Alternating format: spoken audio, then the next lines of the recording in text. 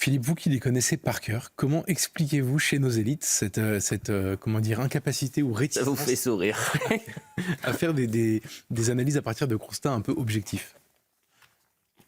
Ben, moi, j'ai allumé ma télé pour regarder Sonia, magistrale, et le ministre de l'Intérieur, on aurait dit un lézard sur une plaque chauffante. Oui. Il se tortillait dans tous les sens. Et alors moi, j'étais sous-préfet, donc je sais, on nous enseignait quand on était sous-préfet, essayer de n'utiliser que des mots valises.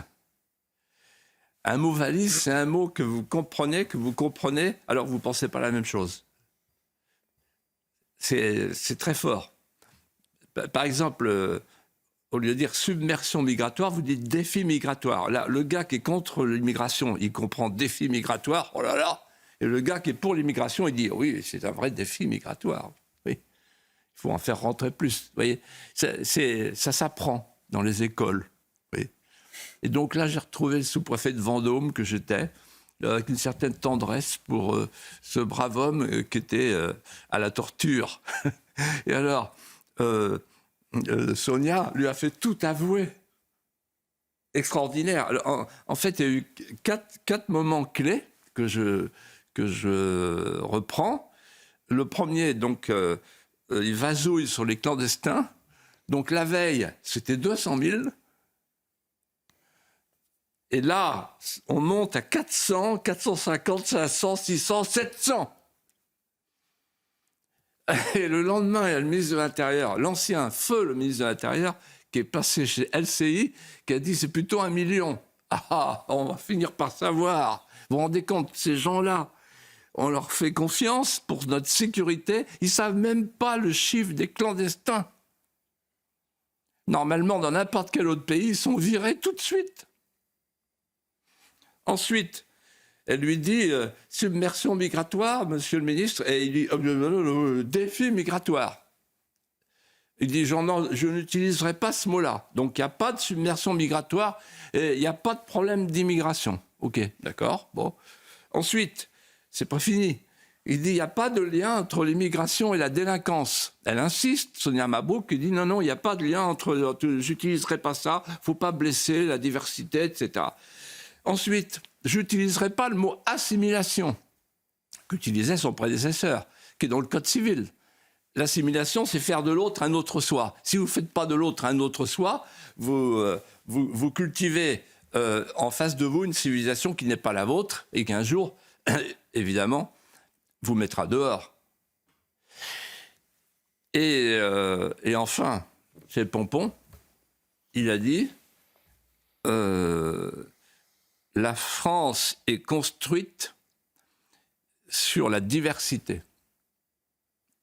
Notre société s'est construite sur la diversité, très exactement. Qu'est-ce que ça veut dire ? Ça veut dire qu'en fait, la France a toujours été un pays d'immigration. C'est un mensonge. Cette allégation, si vous me permettez une seconde de développer, cette allégation, elle repose sur deux mythes qui sont cultivés par toute la gauche depuis 50 ans, 60 ans. C'est le mythe des origines et le mythe du brassage. Le mythe des origines consiste à nous dire, depuis 2 millions d'années, la population française, c'est une sédimentation de population étrangère. Or, c'est faux. Pendant toute la période de la Gaule, en 5 siècles, ne sont entrés en France que 300 000 soldats. Et selon les conclusions scientifiques de la paléodémographie, il n'y a pas eu de changement de la population pendant des siècles. Par exemple, l'acculturation romaine, je m'y suis intéressé avec mon dernier livre, Populicide, elle n'a pas changé ce que les historiens appellent, les démographes appellent, le fond ethnique du néolithique. Pareil pour les Burgondes, les Visigoths, les Goths, etc. Quant au mythe du brassage, le mythe du brassage, ça veut dire nous sommes en fait des Français de sang mêlé, résultat de toutes sortes de métissages au fil des siècles, avec des populations qui sont arrivées, qui se sont entrégorgées, qui se sont entremêlées. C'est faux. C'est faux. En fait, selon Jacques Dupaquet, académicien, le plus grand démographe français de son temps, j'ai lu et relu son histoire de la population européenne. Il dit jusqu'en 1851, en 1851, il y avait 380 000 étrangers en France.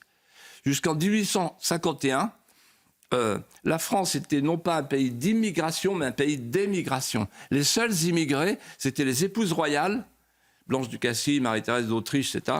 C'était les grands cadres, les grands serviteurs de l'État, Nègre, Mazarin avant lui, ou encore les grands artistes comme Lully, Chopin, Léonard de Vinci, etc. C'est tout. Sinon, la France était un pays d'émigration et non pas d'immigration. La France, le peuple français était un petit peuple sédentaire, de petits propriétaires, avec un rayon de mobilité de quelques kilomètres. On se mariait sur place, et un peu comme les Chinois. Voilà. Et c'est à partir de 1851, à cause de la crise démographique, que là, l'immigration est arrivée. Et jusqu'en 1980, c'est une immigration européenne. En fait, c'est une immigration européenne, c'est une immigration de travail et non pas d'établissement, et une immigration qui respecte le creuset français. Voilà. Alors, dire que la France a toujours été un pays d'immigration, c'est un mensonge. Dire que l'immigration est une chance pour la France, c'est un deuxième mensonge.